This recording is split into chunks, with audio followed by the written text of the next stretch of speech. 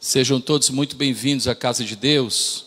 Eu gostaria de chamá-los à oração nesse instante. E enquanto estivermos orando silenciosamente, nós estaremos ouvindo a melodia de um belo hino que será tocado pelos instrumentos.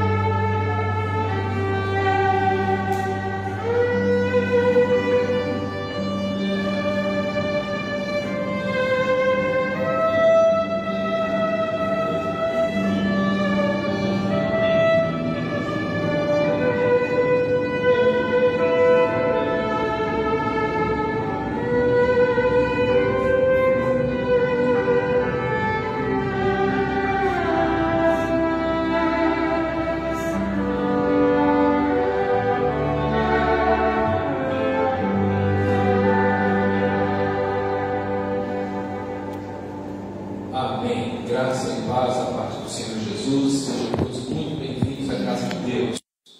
Gentilmente eu peço aos irmãos que se coloquem em pé. Nós vamos orar e assim já estaremos prestando culto ao nosso Senhor. Após a oração, o grupo de louvor já tem a oportunidade de nos conduzir ao louvor congregacional. Vamos então orar ao nosso Deus. Eu vou chamar aqui à frente o nosso irmão Sebastião. Irmão Sebastião, por favor, vem aqui à frente, nos conduz à presença de Deus em oração, juntamente com toda a igreja que aqui se encontra. Nós vamos orar, entregando ao Senhor tudo que nos propomos a oferecer a Ele em oração e em culto. Amém. Vamos falar, pastor? Pastor, só um minutinho. Sim. Irmãos, antes de a gente orar, vamos dar uma salva de palmas para Jesus, por favor. Obrigado. Senhor, obrigado, meu Deus, de estar aqui mais uma vez, junto com o nosso pastor, junto com nossos irmãos. Senhor, saímos das nossas casas para vir aqui para o templo, Senhor. Não para louvar homem, mas sim para te louvar. Então, Senhor, receba o nosso louvor, receba a pregação. Toma nas tuas mãos, Senhor, as nossas vidas.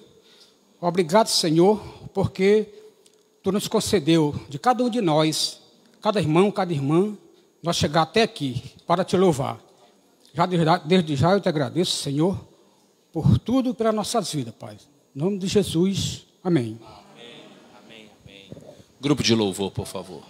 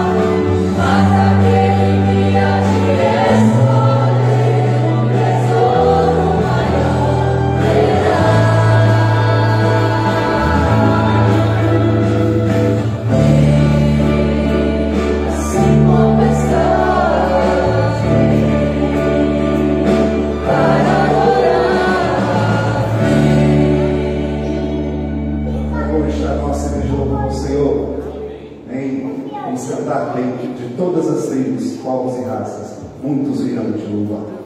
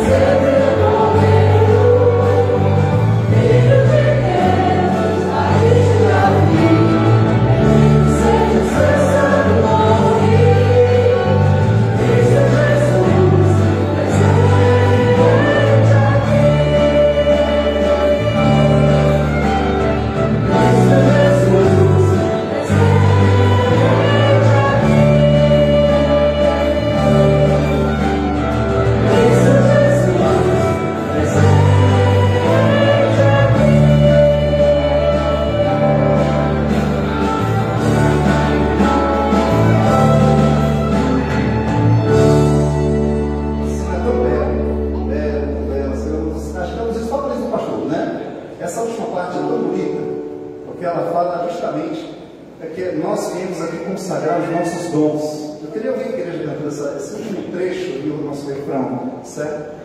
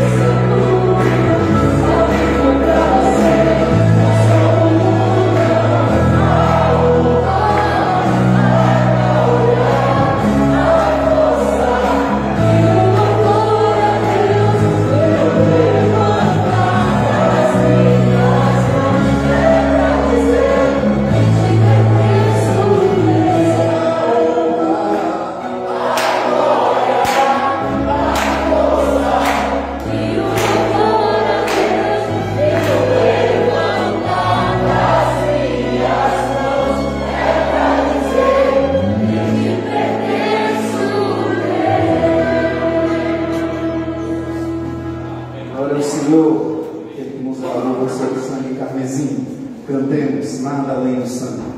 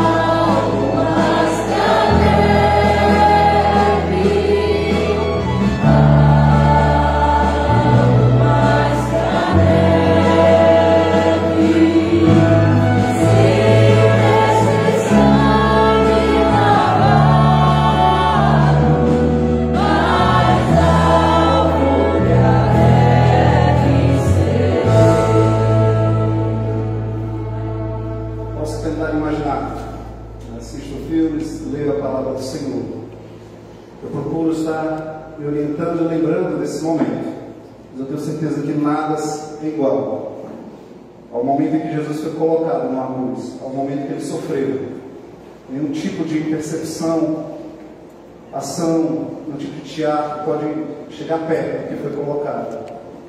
Jesus em nosso mundo. E esse sangue carmesim por alguém que não tinha culpa nenhuma, que não pecou em nenhum momento, foi colocado para salvar a mim, salvar a você, salvar a todos nós, que não somos dignos, mas Ele nos faz alvos mais que a neve. Vamos cantar esse hino de novo? Mais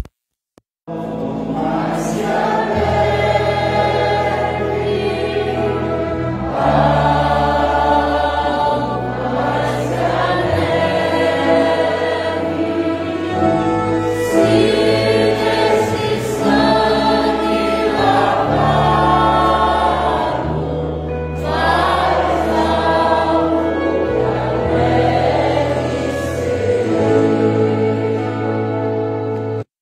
Do que nós estamos cantando está relacionado aos momentos da nossa vida. Senhor, agradecemos por estarmos aqui, louvando ao Senhor, entoando palavras que fazem parte da tua característica, que fazem parte da história que o Senhor tem firmado. Senhor, faça com que esse momento seja um momento de crescimento, seja um momento de lembrança, seja um momento de recepção do teu Espírito, da tua palavra e do teu conhecimento.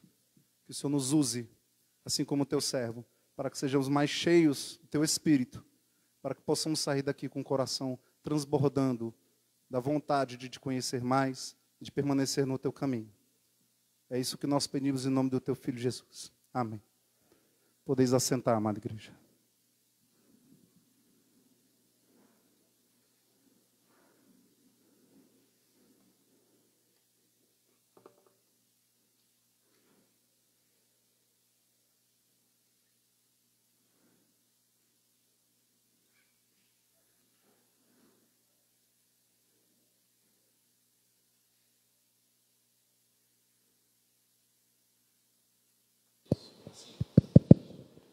Oi.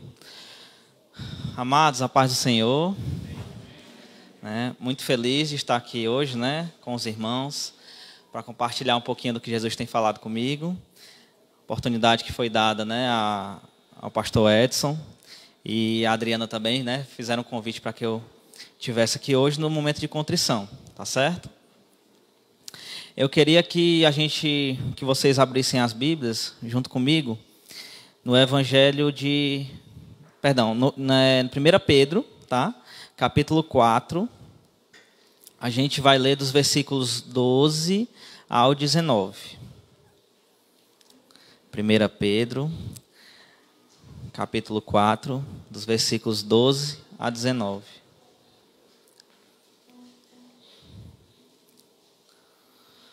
Essa passagem fala com todos nós, principalmente cristãos, que já estamos há um tempo já de caminhada, sobre o sofrimento por amar a Cristo, por seguir a Cristo, E é algo que muitas vezes estamos no mundo e não entendemos, Quem está no mundo, quando nós éramos do mundo, não pertencíamos a Cristo, nós não entendíamos, assim como Nicodemos, precisava nascer de novo, mas não nascer da barriga da mãe dele, mas sim nascer espiritualmente. A gente precisa de um encontro com Jesus, de um relacionamento com Jesus para entender esse tema, tá? Sofrendo por ser cristão. Amados, não se surpreendam com o fogo que surge entre vocês para os provar, como se algo estranho lhes estivesse acontecendo. Mas alegrem-se à medida que participam dos sofrimentos de Cristo, para que também, quando a sua glória for revelada, vocês exultem com grande alegria. Se vocês são insultados por causa do nome de Cristo, felizes são vocês, pois o Espírito da glória, o Espírito de Deus, repousa sobre vocês. Se algum de vocês sofre, que não seja como assassino, ladrão, criminoso, ou como quem se intromete em negócios alheios. Contudo, se sofre como cristão, não se envergonhe, mas glorifique a Deus por meio desse nome. Pois chegou a hora de começar o julgamento pela casa de Deus. E se começa primeiro conosco, qual será o fim daqueles que não obedecem ao Evangelho de Deus? E, se ao justo é difícil ser salvo, que será do ímpio e pecador? Por isso mesmo, aqueles que sofrem de acordo com a vontade de Deus devem confiar sua vida ao seu fiel Criador e praticar o bem. Amém? Gente, posso citar aqui, vou citar alguns exemplos, mas temos várias aplicações, temos vários exemplos na Bíblia, tanto em passagens bíblicas, como em personagens que tiveram sofrimento como o troféu, digamos assim. Tá? Tiago, no capítulo 1, fala sobre a aprovação depois de uma prova, né? Para sermos aprovados, precisamos de uma prova. Tiago também fala nesse mesmo capítulo sobre a fé gerar perseverança. Jesus, em João 16:33, fala assim: no mundo tereis aflições, mas tende bom ânimo, eu venci e vós vencereis também. Jó, ele foi conhecido, no livro dele todo, inicialmente pelo que ele perdeu, pelos sofrimentos que ele teve, pelos filhos que ele perdeu, pela condição financeira que não pôde suportar aquele momento que ele estava vivendo. E ele chegou num momento que somente Deus podia segurar ele, né? Nada mais podia. José, para ele se tornar governador, ele teve que passar por sofrimento. Ele foi apartado da família, ele foi vendido como escravo. Mas qual é a principal mensagem do sofrer por ser cristão? É a gente não olhar o meio da história, e sim a gente já vislumbrar o final da história. O mundo, como ele está gerenciado por a ética horizontal das coisas do mundo, então o mundo é legislado, gerido por ele mesmo. Então as coisas do mundo vão trazer como resultado os limites que ele tem, né? Assim como o salário do pecado é a morte, o mundo vai se desfazer nele mesmo. Porém, quem acredita em Deus sabe que o sofrimento é apenas uma passagem, é um deserto, né? É uma fase. E que nessa fase a gente pode ter ensinamentos, pode ter conhecimento, pode ter crescimento como cristão e também repassar isso para outras pessoas, assim como esses exemplos que eu citei a vocês. Rapidamente eu quero citar 3 aplicações que eu aprendi com essa passagem. A primeira é que a fé e perseverança em meio ao sofrimento é a diferença de quem tem Jesus como guia, né? Muitos sabem que eu sou médico, né? Atendo demais em emergência, em posto de saúde, e o que eu mais vejo são pessoas perdidas nelas mesmas, com ansiedades, depressões, às vezes por situações que nem ainda chegaram, nem ainda foram resolvidas, né? E glória a Deus que temos Jesus como guia, que diferente da ansiedade e da depressão, nós podemos escolher dormir em meio à turbulência do mar, assim como Jesus fez, né, enquanto estava com os apóstolos. É isso que ele nos ensina. A gente, em vez de dar lugar às nossas emoções, às nossas dificuldades, nós devemos dar lugar àquilo que Deus quer fazer no meio de nós. Segundo ponto, o sofrimento por Cristo é o julgamento purificador de Deus para conosco. Como assim, Regis, julgamento purificador? Gente, o sofrimento ele faz com que nós nos tornemos melhores. Ele faz com que nos tornemos mais humildes, faz com que nós nos tornemos mais cristãos muitas vezes. Porque a gente, com o sofrimento, a gente muitas vezes olha para Deus. A gente olha para aquele que tem todas as respostas, né, para as nossas dúvidas. É aquele que é a base para tudo aquilo que a gente precisa. E em algumas pessoas o benefício, a zona de conforto nos afasta de Deus, porque a gente muitas vezes está preenchido do nosso próprio egoísmo, da nossa própria soberba e de nós mesmos, né? Então o sofrimento também traz para nós um pensamento de eu preciso de Deus, eu sei que eu indo buscar Deus, né, direcionado a Deus, esse sofrimento aqui vai ser apenas uma fase e eu vou ultrapassá-lo assim como Jesus ultrapassou. Até porque nós somos salvos através de um sofrimento de Cristo. Ele teve que ir para a cruz para morrer no nosso lugar e assim a gente ter a vida eterna. Por último, o sofrimento nos lembra do final da história. Venceremos com Cristo. Então, eu queria encorajar você, né, caso tenha alguma dificuldade, algum problema que você acha que não vai resolver, né? Muitas vezes a gente não resolve mesmo, quem resolve é Jesus. Que você, enquanto os meninos do louvor vão adorar nesse momento, né? Que você seja em pé, seja ajoelhado, seja da maneira que você ficar mais à vontade. Converse com Jesus, né? E coloque Ele como a prioridade da sua vida, né? Se esforce para descansar em Deus. Muitas vezes essa é a parte mais difícil. A gente quer resolver do nosso próprio jeito. Mas Jesus nos ensina e fala conosco hoje que a vitória já é certa. Amém?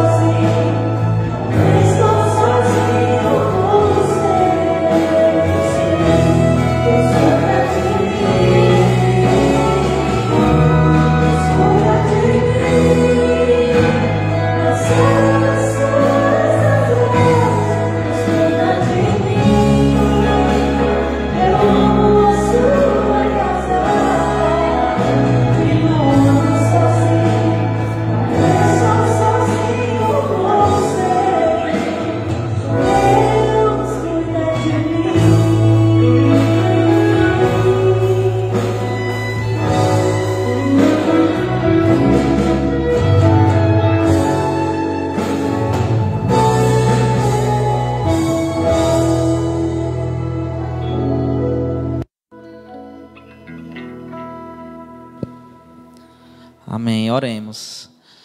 Senhor Jesus, muito obrigado, Pai. Muito obrigado por mais um domingo, por estar na Tua casa, por ter esse momento, Pai, como igreja, de nos arrependermos, né, de refletir sobre o que podemos melhorar, sobre o que podemos fazer para estar mais próximos de Ti, Senhor, para se relacionar contigo, sabe? Para ser mais parecido contigo, Jesus. Deus, eu venho te pedir por cada família aqui representada, sabe? Cada casal, cada criança, cada adolescente. Jesus, toma nas Tuas mãos, Pai. Oh, Jesus, que nós possamos ver o sofrimento, Pai, como algo passageiro, sabe, Deus? Como algo que Tu tens para nos ensinar, Jesus. Que Tu possa, Pai, colocar diante de nós pessoas, né?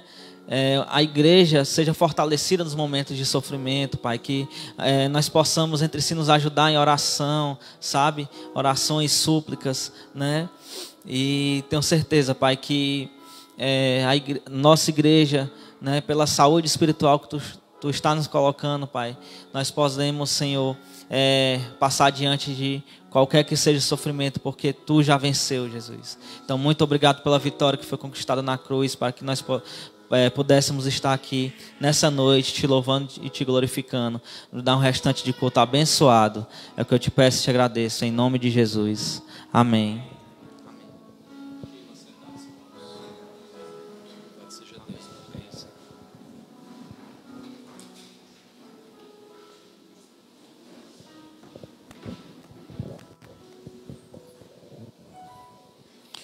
Muito bem, meus irmãos queridos, nós gostaríamos de trazer algumas informações nesses instantes que antecedem a ministração da palavra de Deus e também nos instantes que antecedem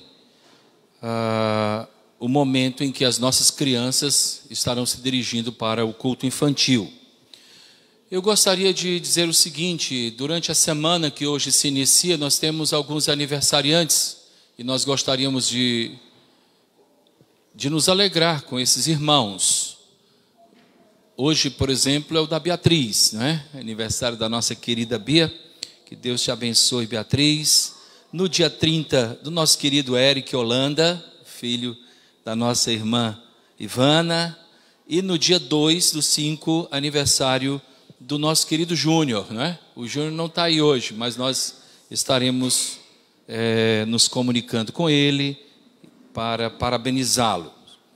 Eu gostaria de, nesse instante, destacar e dar as boas-vindas àqueles que nos visitam. Alguns que estão aqui pela primeira vez, outros que já não vêm há algum tempo, por razões das mais diversas, e nós queremos dar as boas-vindas. Eu gostaria de destacar parentes nossos, né, que estão conosco, a Lila, que é prima da minha mãe e mora aqui em Fortaleza, talvez a única da família que mora em Fortaleza. Que coisa boa. Hoje eu recebi um telefonema dela e fiquei tão feliz. E o Isaías, tá certo que é o filho dela, Deus abençoe, são muito caros para nós, não moram muito longe, e o nosso convite é que vocês frequentem, estejam conosco sempre, serão muito bem-vindos. João Igor trouxe uma visitante, não é, João Igor? Diz o nome dela, por favor. Mariane? Nayane, eu até falei com ela. Seja muito bem-vinda, Nayane, que você se sinta bem aqui no nosso meio.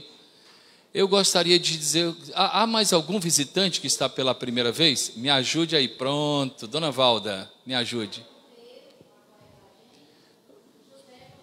Que coisa boa, sejam muito bem-vindas, que Deus abençoe, voltem sempre e se sintam bem aqui no nosso meio. O carro do irmão Sebastião hoje veio cheio, que coisa boa, amém. Está conosco também a Raquel Golston, tá? A Raquel é filha do pastor Gerald Golston e da dona Verla. Pastor Gerald e a dona Verla, um casal muito caro para nós. Na verdade, esse casal foi o responsável pela minha volta para Fortaleza, não é? Eu estava em Brasília quando um dia recebi um telefonema me convidando, e a dona Verla na extensão, viu? Era o pastor Gerald falando de um lado, a dona Verla concordando e às vezes discordando do outro. Isso foi no ano 2000 e acabou dando certo, né? Que bom. A Raquel é muito querida, é praticamente família para a gente e está conosco esses dias. Nosso desejo é que venha morar aqui, viu, Raquel? Vamos ver, né, o que é que Deus tem, né? Eu gostaria de dizer o seguinte aos irmãos: na última sexta-feira descansou o nosso querido irmão e amigo Irisval. Nós estivemos participando, representando a família, levando uma palavra à família e muitos convidados, né, Patrícia? Tínhamos um número tão grande de pessoas que puderam ouvir a palavra de Deus. Foi uma oportunidade que o Senhor nos presenteou para levarmos a palavra de Deus na última sexta-feira. Descansou nos braços de Deus. O senhor Isval tinha 101 anos, não é? E ainda estava lúcido há 3 semanas, mais ou menos 3 semanas, 2 e pouquinho. Estivemos juntos, conversamos, tomamos café, oramos e aprove Deus levá-lo para a eternidade na última sexta-feira, tá? Nós estamos muito contentes com o retorno da Ana Cláudia, tá? Que é uma muito querida. Sinta-se abraçada por sua igreja, Ana Cláudia. Você é muito cara, muito amada por sua igreja. Eu gostaria de dizer o seguinte, meus irmãos, no próximo sábado, às 18 horas e 30 minutos, Adriana, 18h30, a reunião de casais lá na casa de Adriana e João, tá? Como foi no mês passado. Então, próximo sábado, dia 4, na casa da Adriana e do João, reunião com os casais da igreja. Programe, vale a pena, tá? Nós participamos do último e gostamos demais. Participe, que será uma grande bênção. Meus irmãos, no próximo domingo nós teremos batismo na igreja, tá? A Alana será batizada. Eu quero chamar os irmãos a chegarem cedo, às 17h30, nós teremos o culto administrativo de caráter extraordinário para ouvirmos o testemunho da Alana e durante o culto ela será batizada e teremos ceia. Se você ainda não foi batizado e frequenta a igreja, olha a oportunidade boa, tá? Nós teremos batismo, o Jordão vai estar cheio, não é? O Jordão vai estar cheio, aí eu faço como o etíope, né, pastor Kennedy?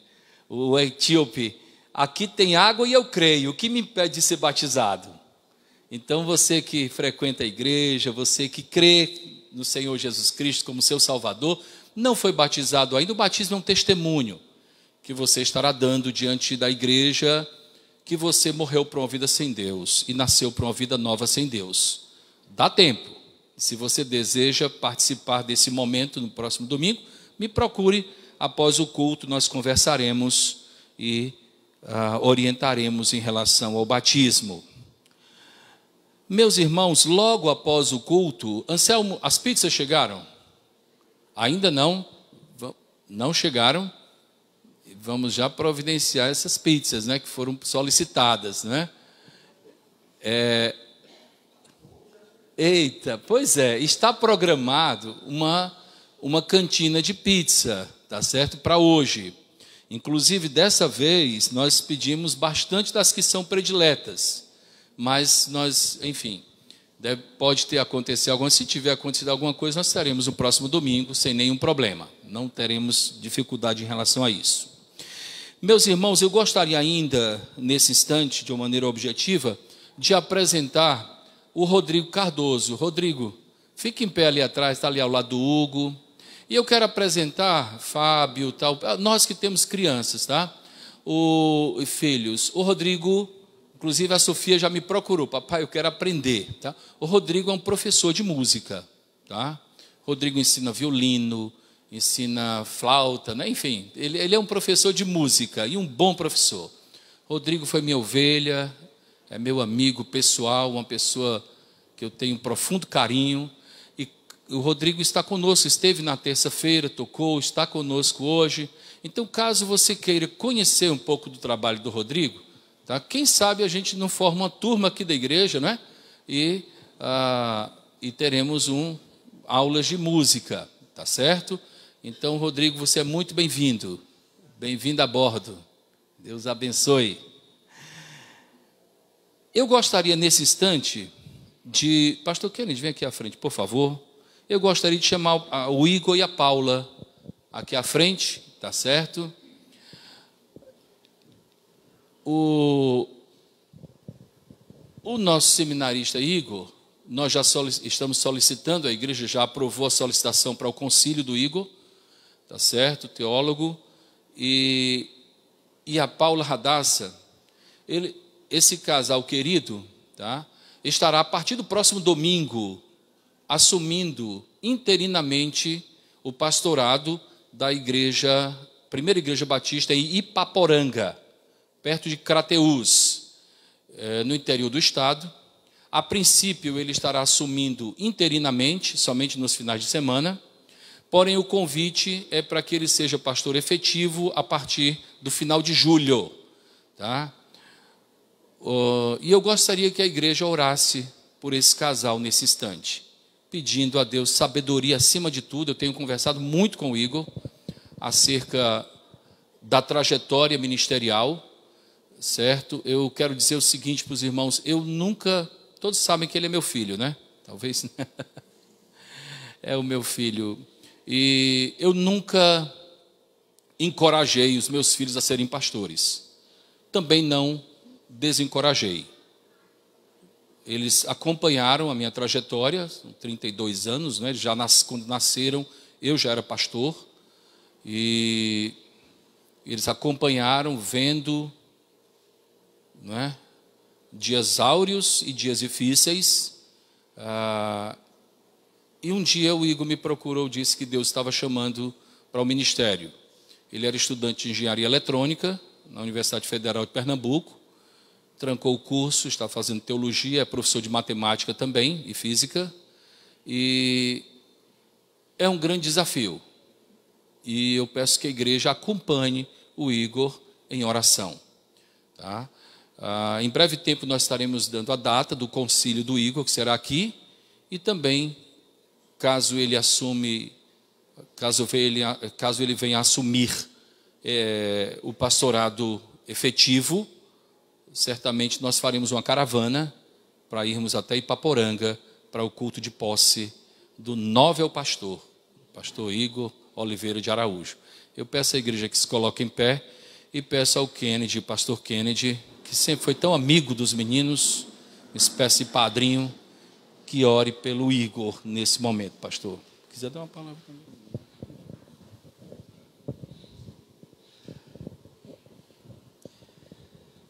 Antes de orar, eu fico muito feliz, a igreja, né, contente.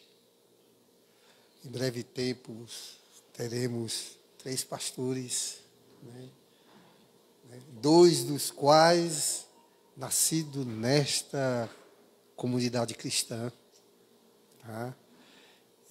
Que é uma comunidade relativamente pequena, mas uma comunidade que tem um compromisso muito firme, dirigida pelo pastor Edson, de todos os dias, em todas as nossas atividades, em todos os nossos eventos, anunciar o Evangelho da Graça, fortalecer a nossa fé, ensinar sobre a vontade de Deus para as nossas vidas, num esforço sempre crescente. Acredito que a nossa igreja, ao longo desses anos, se nós pegarmos desde os pequenos grupos que estudaram livros, estudando versículo a versículo, os momentos de estudos nas terças-feiras, os momentos que nós já levamos aqui, mesmo em culto, em púlpito, estudando os livros da Bíblia, eu tenho quase certeza, se não toda, quase toda a igreja, de uma certa forma, que acompanhou, visitou os versículos da Palavra de Deus. E é com muita alegria eu vê-lo sendo convidado, para dirigir uma comunidade cristã, que não é algo fácil. Não é algo fácil. Eu mesmo, quando o pastor Edson veio no meu coração, ele me convidou, resisti durante um longo período, e depois eu resolvi assumir, foi uma das coisas que eu coloquei. Eu disse: pastor, só se Deus mudar a minha trajetória, mas por enquanto meu coração e o meu projeto é ser o seu auxiliar, porque eu sei o tamanho do esforço, da dedicação. Tá? Acho que você tem um bom exemplo na igreja, dentro de casa, de como pastorear, de acordo com a vontade de Deus. e vamos orar para que essa jornada se inicie, né, sob as bênçãos de Deus. Oremos. Bondoso Pai, maravilhoso e eterno Deus, nos colocamos diante de Ti, Senhor, em oração, para Te agradecer pelo Teu chamado ao Teu servo Igor. Sabemos que ao chamá-lo, ele quase que, como Isaías, simplesmente disse: eis-me aqui. E agora, Senhor, Tu estás colocando, abrindo a sua jornada como um co-pastor Teu, Senhor. Porque Tu és o nosso pastor. Nós somos apenas co-pastores, Senhor. E que nessa jornada, o Senhor derrame sobre ele muita sabedoria. Derrame sobre a sua família muito discernimento. E que ele, Senhor, em aquela comunidade a qual provisoriamente inicia a sua jornada, que acredito eu, tornar-se-á permanente logo após, né, ele receber as devidas bênçãos do concílio como pastor, que ele ali te represente em todos os momentos. Leve o evangelho da graça, anunciando a boa esperança àquela comunidade. Que o Senhor, nessa jornada, o proteja. Que o Senhor acampe os seus anjos e não permita que nenhum mal lhe aconteça. Que as tentações do inimigo não o toque. E que a sua fé seja fortalecida permanentemente. Ide e levai o evangelho da graça. Essa é a vontade do Senhor. Esta é a vontade desta igreja. Esta é a vontade do nosso eterno e maravilhoso Deus. Na certeza, Senhor, que nesse momento Tu estás aqui a nos ouvir e desde logo abençoando esta família nessa nova jornada, nós Te agradecemos em nome do Teu Filho amado, nosso Senhor Jesus Cristo. Amém. Amém. Amém. Queiram assentar-se, irmãos.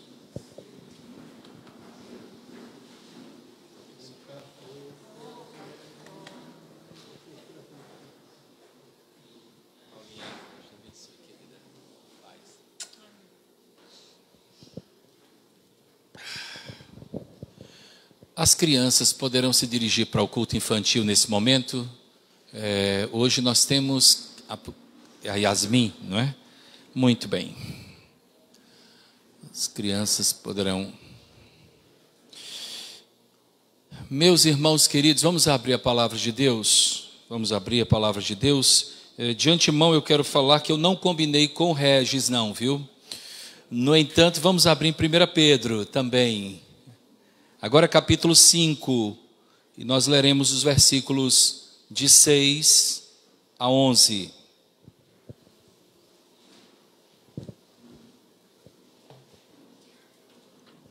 Primeira Pedro capítulo 5, versículos de 6 a 11 é o texto que nós nos utilizaremos para a nossa meditação dominical.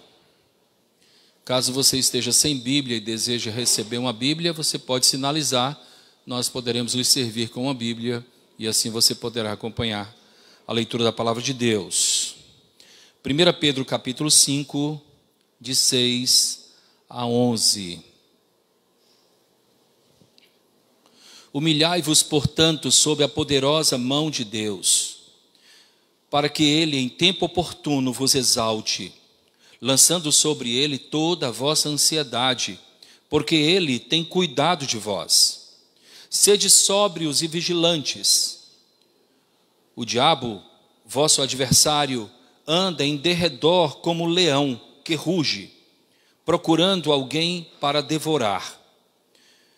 Resisti-lhe firmes na fé, certos de que sofrimentos iguais aos vossos estão se cumprindo na vossa irmandade espalhada pelo mundo.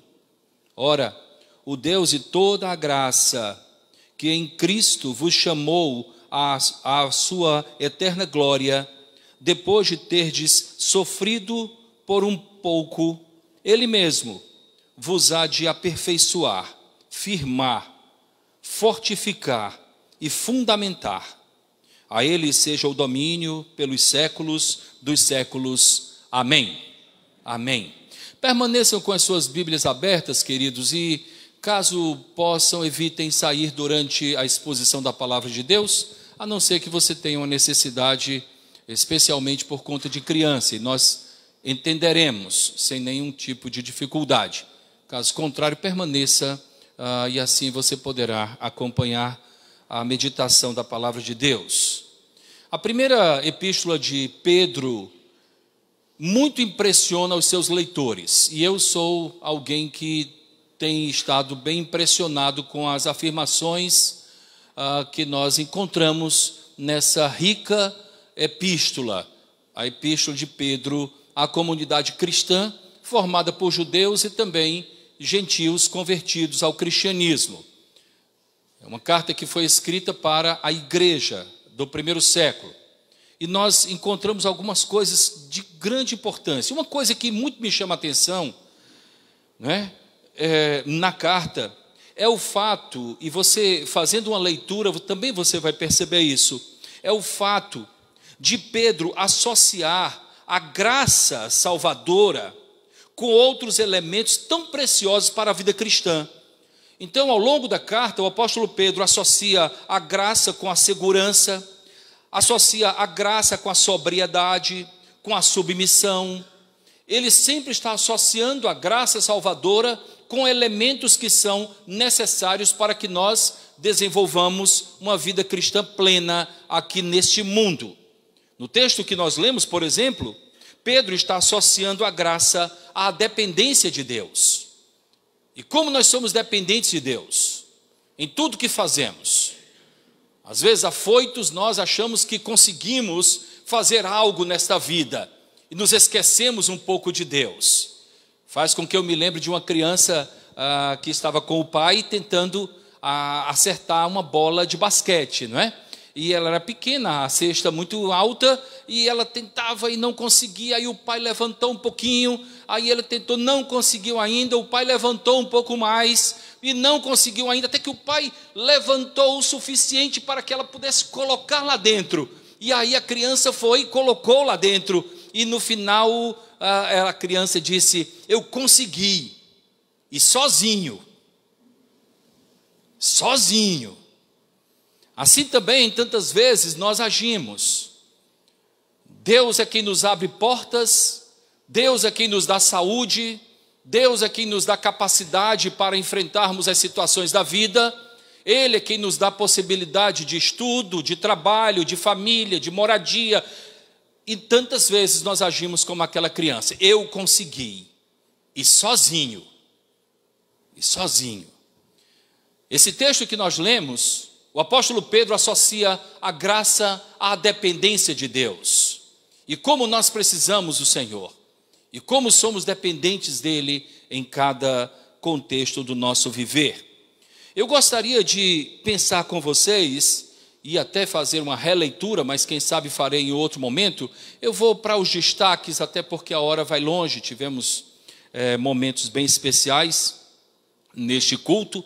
E eu gostaria de trazer alguns destaques que me chamaram a atenção, obviamente extraídos do texto que foi lido, e nós certamente cresceremos em graça, cresceremos em conhecimento também do Senhor Jesus Cristo. O primeiro destaque que eu faço está no versículo 6. Humilhai-vos, pois, sob a poderosa mão de Deus, para que Ele, em tempo oportuno, vos exalte.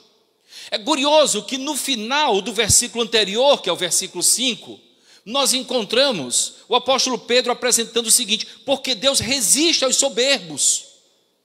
Deus, então, tem uma resistência aos soberbos, Ele resiste aos soberbos, contudo, aos humildes, Ele concede graça.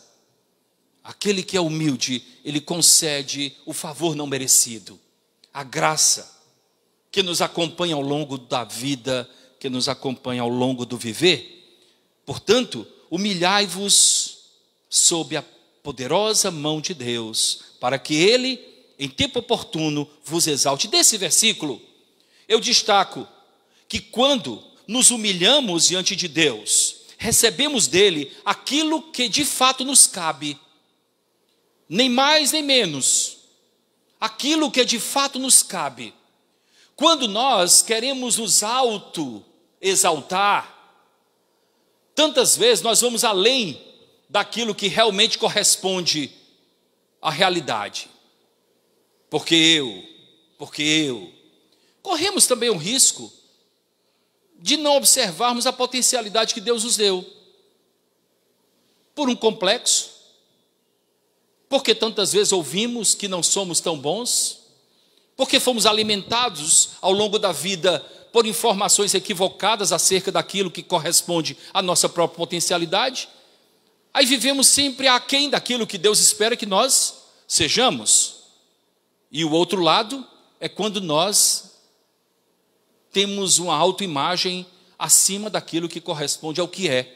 No entanto, quando é Deus quem nos avalia, quando é Ele quem nos dá aquilo que nos cabe, Ele nos dá exatamente o que corresponde ao que nos cabe. Nem mais, nem menos. Recebemos com exatidão aquilo que nos cabe. E como isso é importante.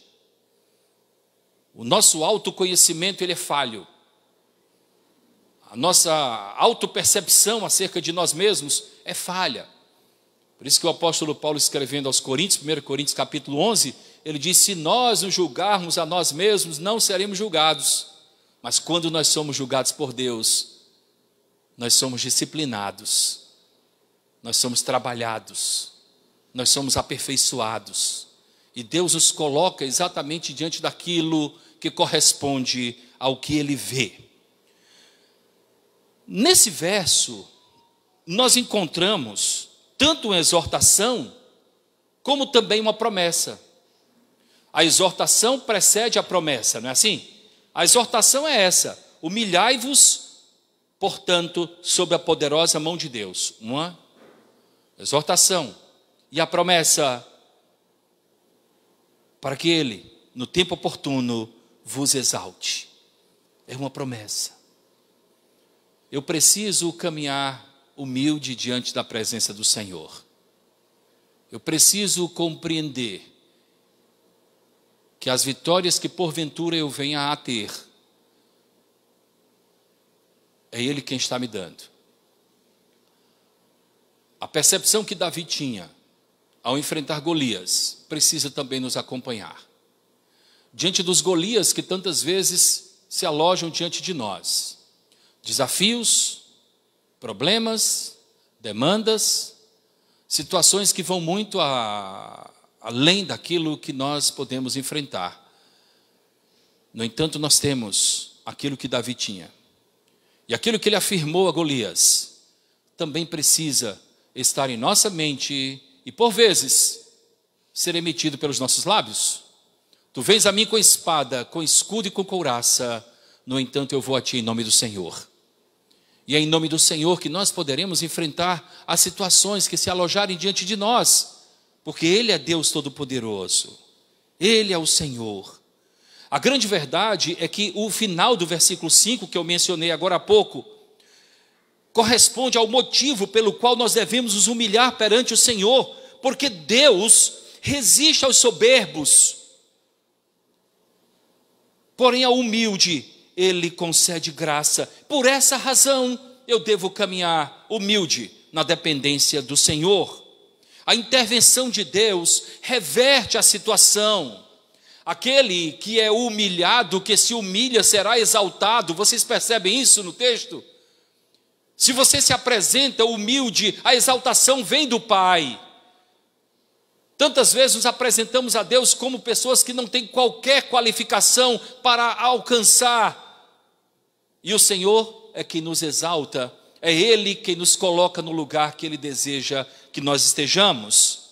Há uma intervenção de Deus que reverte toda a situação. Aquele que se apresenta humilde é exaltado pelo Senhor. E isso ocorre, vê como esse versículo é perfeito. Isso ocorre quando, pastor? No tempo oportuno, no tempo de Deus, no Cairo de Deus, ou Kairos de Deus. Não é o tempo programado por nós, e tantas vezes fazemos projeções acerca das nossas próprias vidas. O ano que vem eu farei isso, o ano que vem eu farei aquilo, na semana que vem eu farei aquilo outro. Enquanto que Deus tem um tempo que é o tempo oportuno para cada um de nós. O jeito certo e o tempo certo. Humilhai-vos, portanto, sob a poderosa mão de Deus, para que Ele, em tempo oportuno, no Kairos, no tempo de Deus, para que Ele vos exalte. Que essa esperança possa estar no nosso coração, que essa convicção possa estar no nosso coração. O meu papel é viver na dependência. Vocês lembram que eu falei que o texto lido associa graça à dependência? Que a minha exaltação dependa de Deus e não de mim mesmo. Que a exaltação venha do Senhor. Que Ele me coloque no lugar que Ele espera que eu esteja. Que Ele trabalhe a minha vida. Eu gosto muito de fazer a comparação das nossas vidas e da nossa relação com Deus, como se fôssemos árvores. Há uma tendência no ser humano a se preocupar tanto com a aparência, não é? E se você se olhar enquanto árvore, quem sabe você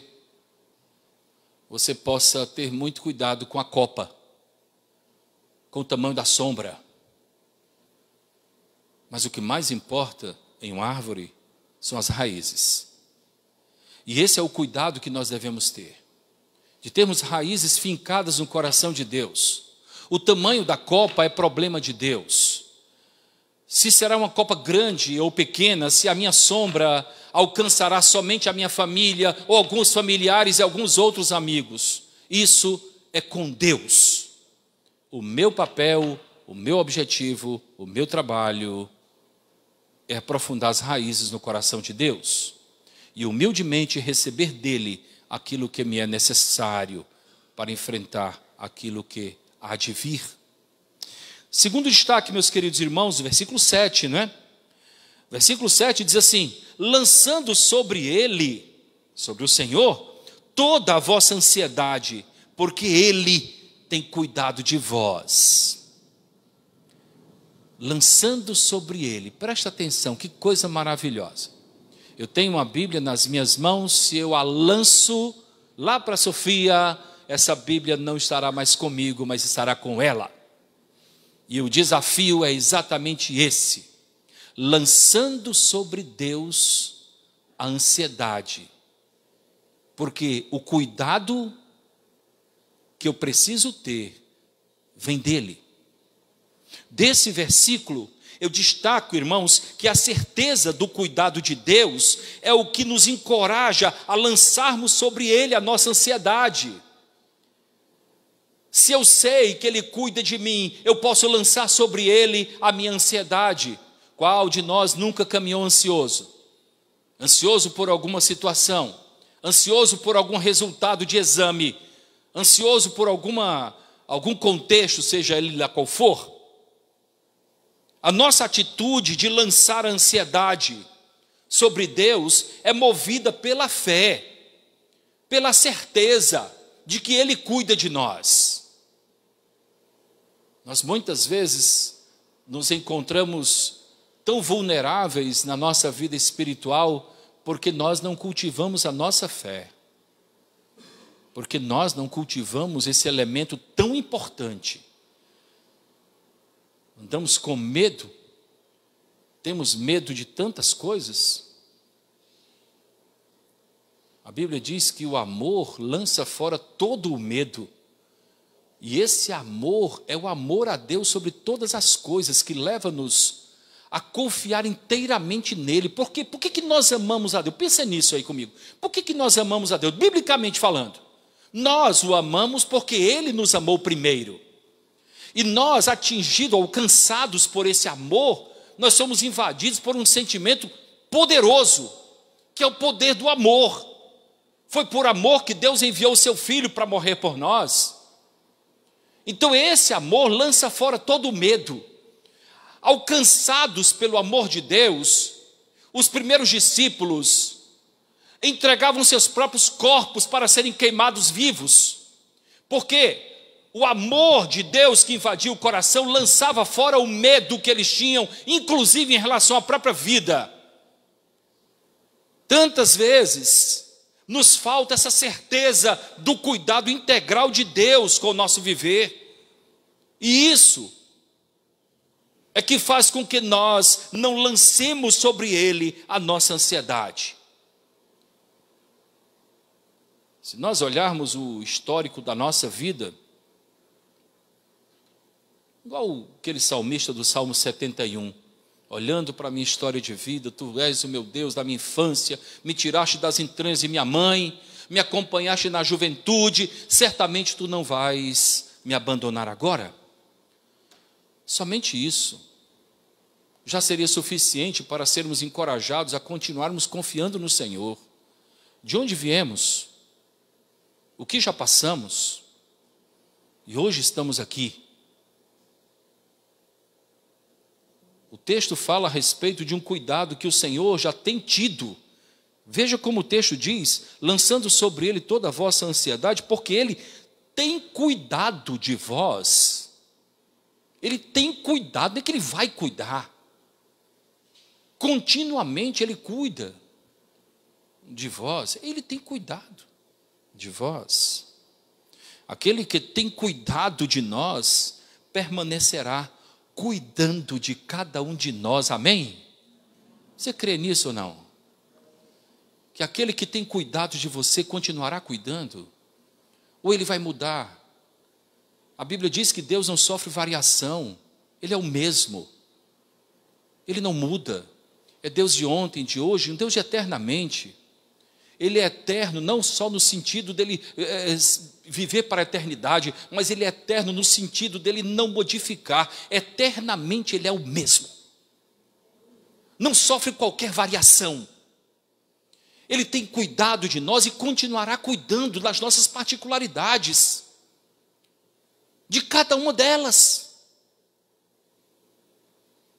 Lançando sobre Ele a ansiedade, porque Ele tem cuidado de nós. De nada nos ajudará levarmos conosco o fardo da ansiedade. O próprio Senhor Jesus Cristo, está lá em Mateus capítulo 6, versículo 27, veja o que Cristo disse. Ele diz assim: qual de vós, por ansioso que esteja, pode acrescentar um côvado ao curso da sua existência? Um côvado da sua vida. A ansiedade não vai aumentar um côvado, não vai modificar um côvado. Do que adianta? Lançando sobre Ele toda a vossa ansiedade, porque Ele tem cuidado de vós. Ele tem cuidado de mim. Eu creio que Ele tem cuidado de você. E Ele merece toda a nossa confiança. Um terceiro destaque, extraído do versículo 8, queridos irmãos. Sede sóbrios e vigilantes. O diabo, vosso adversário, anda em derredor como um leão que ruge, procurando alguém para devorar. Desse versículo, eu destaco que a sobriedade associada à vigilância são recomendações extremamente preciosas, valiosas para a nossa vida. Sobriedade, né? Sóbrio, outro dia eu falei aqui na igreja, é o oposto de ébrio, de alcoolizado. Então, sóbrio é aquele que está lúcido, está em plena razão. E para a nossa aplicação, a sobriedade nos leva a vivermos de uma maneira equilibrada, sem euforia demasiada e também sem derrotismo. Equilibrado. É curioso quando você está conversando com alguém que está alcoolizado, né? Eu trabalhei durante um período no Desafio Jovem do Ceará. Eu fui vice-presidente do Desafio Jovem e eu lidei com pessoas. E fiz também cursos de drogadição, né? E se tiver 4 pessoas, por exemplo, em uma mesa, bebendo a mesma quantidade de álcool, em 1 hora, um vai estar valente, um vai estar rico, um vai estar pobre na sua própria intenção e outro vai estar normal. Os organismos são diferentes. Um vai ter eufórico, outro vai estar completamente com sentimento derrotista. A lucidez impede esses sentimentos enganosos. Então, sede sóbrios, sem euforia demasiada e sem derrotismo. O que isso pode ser aplicado na vida cristã? É aplicado da seguinte forma: a vida cristã não é para ser vivida com extrema euforia, no sentido de dizer, eu sou dono do mundo, eu consigo isso, ou eu sou filho do rei, eu vou determinar isso, vou determinar aquilo, porque isso. Não é isso. Eu sou um pecador arrependido. Eu sou um pecador que foi salvo pelo sangue de Cristo sem qualquer merecimento. Essa é a ideia. Eu sou alguém com inclinações, eu ainda sou alguém no corpo corruptível, por isso que eu erro tanto. Por isso que eu preciso tanto de Deus. Esse é o pensamento sóbrio de um cristão. Sem euforias demasiadas e também sem negativismos. Eu não valho nada, valho sim. O sangue de Cristo, nenhuma gota foi perdida. Me purificou de todo o pecado. E como eu sou feliz por isso. Sede sóbrios, compreendam a dimensão da graça de Deus, caminhem vigilantes, observando que ainda estamos vivendo em um mundo corrupto e corrompido, porém, nós temos um Deus que está conosco dia e noite, nós temos um Deus que não está alheio ao que passamos, nós temos um Deus que nos consola, que nos fortalece, que nos ajuda e nos dirige, nos dando paz em meio às dificuldades da vida. Sede sóbrios e vigilantes, atentos aos acontecimentos, aos sinais que Deus tantas vezes promove para cada um de nós, pois nada é por acaso. Nada é por acaso. Perdas e ganhos, que em tudo possamos ver a mão de Deus. Dificuldades e também momentos áureos de bonança, tudo é feito por Deus. Na dificuldade, o que o Senhor quer me ensinar? Pode falar, Senhor. Na bonança, de que forma Deus quer me usar? Acima de tudo, para o engrandecimento do seu nome. Sede sóbrios e vigilantes.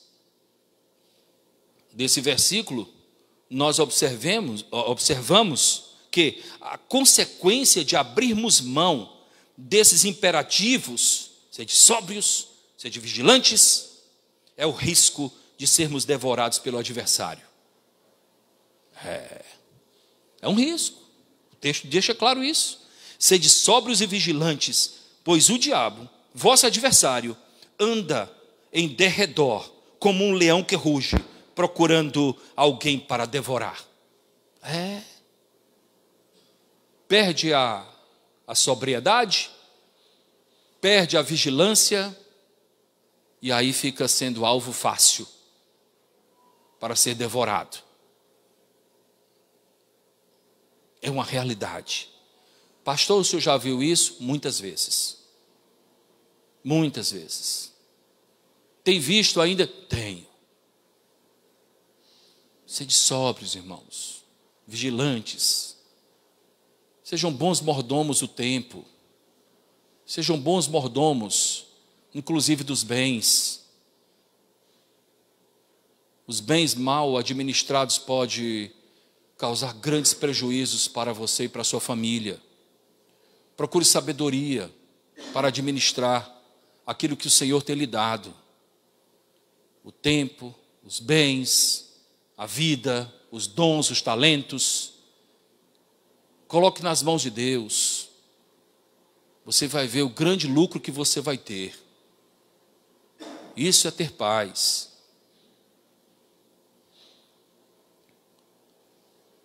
Sobriedade e vigilância. Destaco ainda, caminhando, o versículo 9, que diz: resisti-lhe firmes na fé, certos de que sofrimentos iguais aos vossos estão se cumprindo na vossa irmandade espalhada pelo mundo. Muito interessante isso, né? Eu tenho um grupo de pastores que a gente se reúne, é muito interessante, que a gente conversa bastante.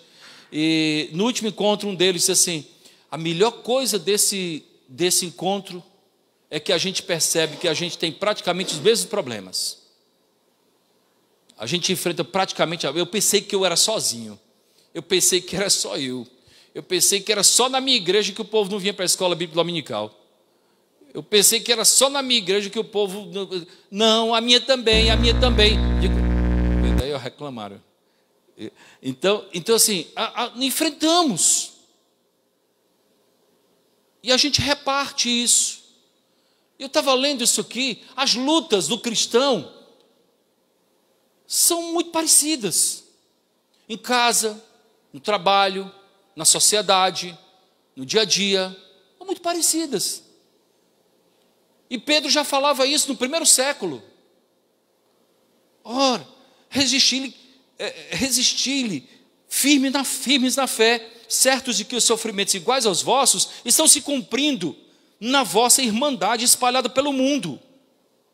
Irmãos, as lutas e provações que passamos são compartilhadas por todos os cristãos. Nós compartilhamos. Como os irmãos sabem, eu já pastoreei em outros lugares. Eu fui pastor no Recife, no Piauí, em Brasília, depois vim para cá. E assim, como os crentes são parecidos? Os cristãos são parecidos nas lutas, nos desafios. Parecemos. O segredo da resistência é um só para todos: a fé. A fé. Resisti-lhe firmes na fé. O segredo da resistência é a fé. A fé nos dá a certeza de que nós não estamos sós. Essa convicção, nós não estamos sozinhos. Logo no domingo da ressurreição, Jesus ressuscitou e ele se deparou com 2 discípulos que estavam caminhando. A gente sempre visualiza o caminho de Emaús, né? No entanto, para mim, mais importante do que o lugar para onde eles estavam se dirigindo, era o lugar que eles estavam deixando. Eles estavam deixando Jerusalém. Não é assim? A gente só pensa, os discípulos de Emaús. Muito mais relevante, eles podiam ir para qualquer lugar. Para Ipaporanga, né? Eles podiam ir para qualquer lugar. O problema é que eles estavam deixando Jerusalém. E Jerusalém representava o quê? O local onde os discípulos estavam. Eles estavam se distanciando. E Jesus então chegou até eles. O que vocês estão conversando aí? Mas você não sabe, você é o único que não sabe. Eles não reconheceram Jesus. Os acontecimentos e tal. Aí Jesus disse assim: mas me diga uma coisa, ele não disse que ia ressuscitar, não? Aí ele disse, né? Chegaram no lugar, no partir do pão, eles reconheceram que era Jesus. Meus irmãos, nós nunca estamos sós. A fé nos dá essa convicção, essa certeza de que nós não estamos sós. Às vezes no leito hospitalar com o filho, nós não estamos sós. Às vezes em um contexto de desemprego, nós não estamos sós. Às vezes em uma crise familiar, nós não estamos sós. Às vezes em problemas e incertezas da vida, nós não estamos sós. O Emanuel está conosco, Ele é Deus conosco. Foi Ele que nos criou, nos sustenta e sabe até onde nós podemos ir.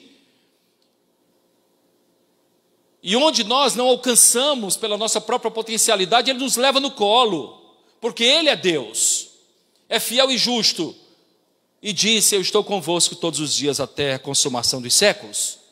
Nós não estamos sós, e essa fé é que nos dá certeza, nos dá essa convicção de que nós não estamos sós. Finalmente, versículo 10, muito associado àquilo que nosso querido irmão Regis falou no momento da contrição.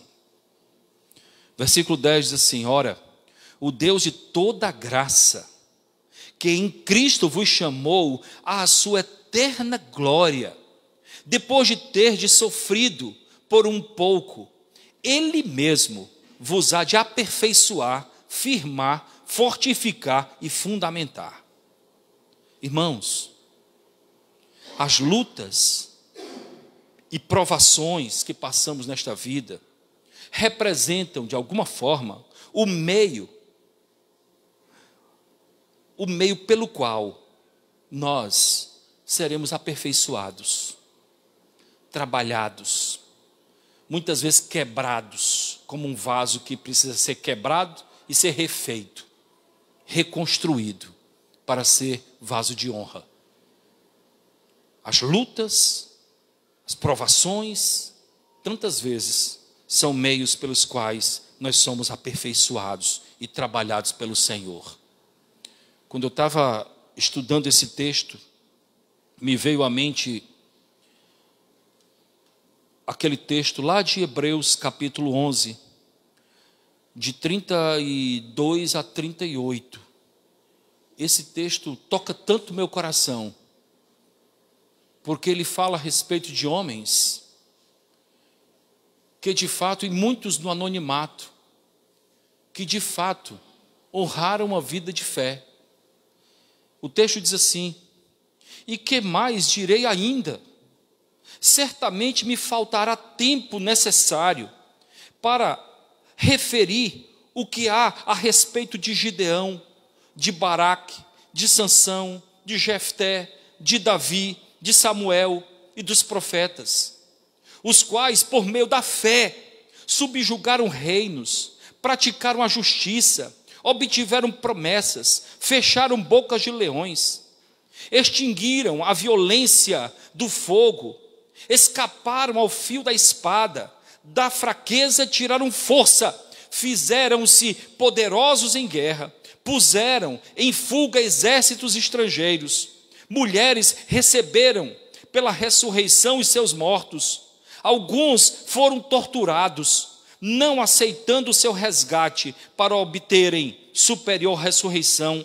Outros, por sua vez, passaram pela prova de escárnios e açoites, sim, até de algemas e prisões. Foram apedrejados, provados, cerrados ao meio, mortos ao fio da espada, andaram peregrinos vestidos de peles de ovelhas e de cabras, necessitados, afligidos, maltratados. Porém, eram homens dos quais o mundo não era digno.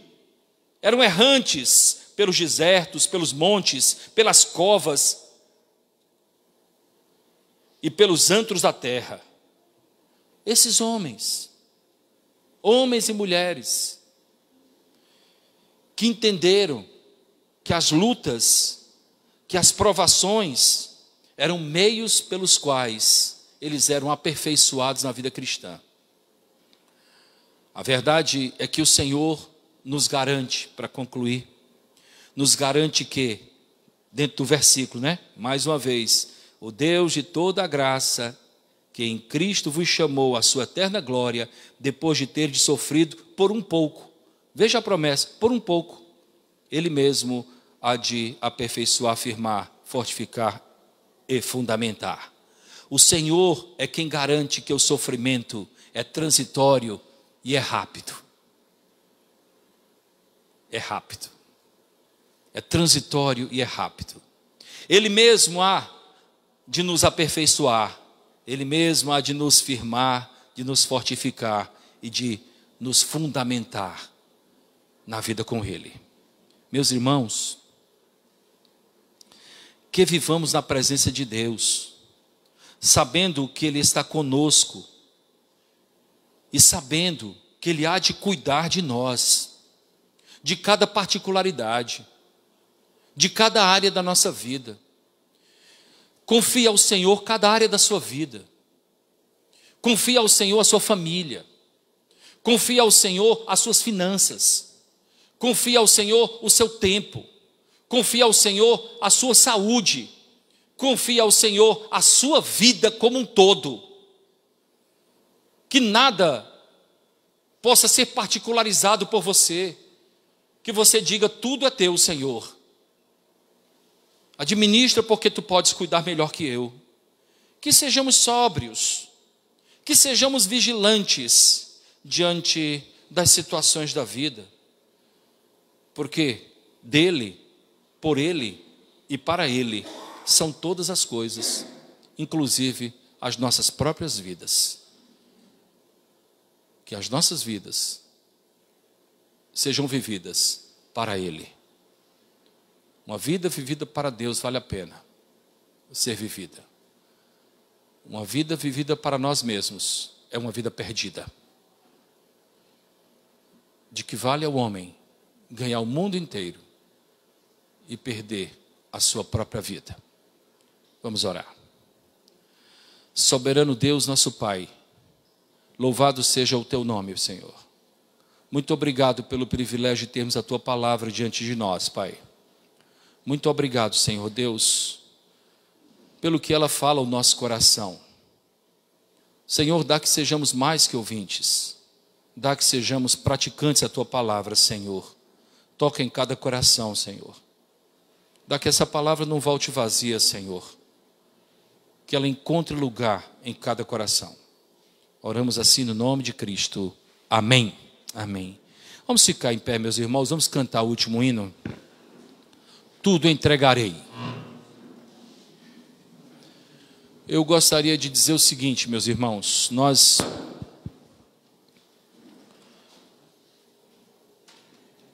vamos cantar esse hino nesse momento de consagração de vidas.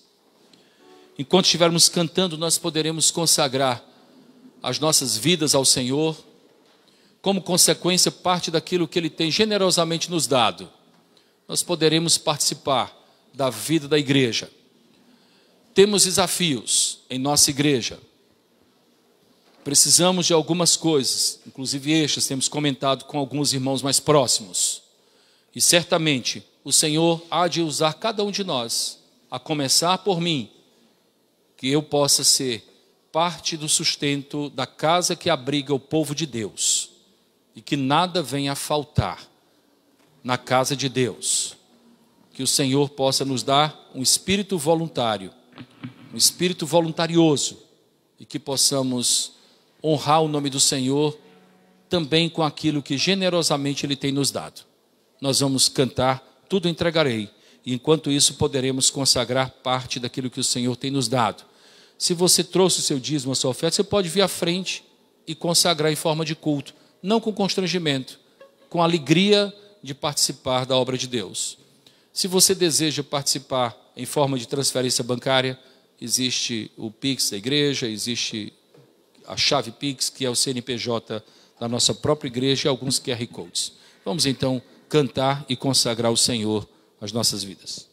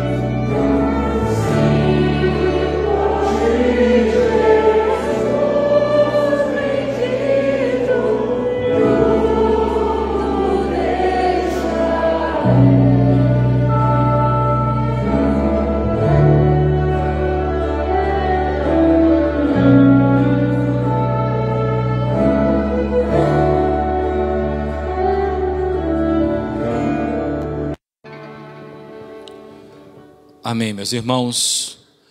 Nós estamos chegando ao final deste culto. Queremos expressar nossa gratidão aos visitantes, especialmente, que voltem outras vezes, sintam-se sempre muito acolhidos aqui em nossa igreja. Eu gostaria de dizer o seguinte: as pizzas chegaram, tá certo? E não é possível, viu, Luiz, que dessa vez não tenha para vocês, porque olha, eu vou falar eu vou falar aqui o cardápio, que toda vez sai reclamando, sabe? Vejam bem, nós temos portuguesa, 4 mozzarelas. Dessa vez vai dar, né? Porque temos portuguesa, mussarela, calabresa e frango com milho. Amém ou não?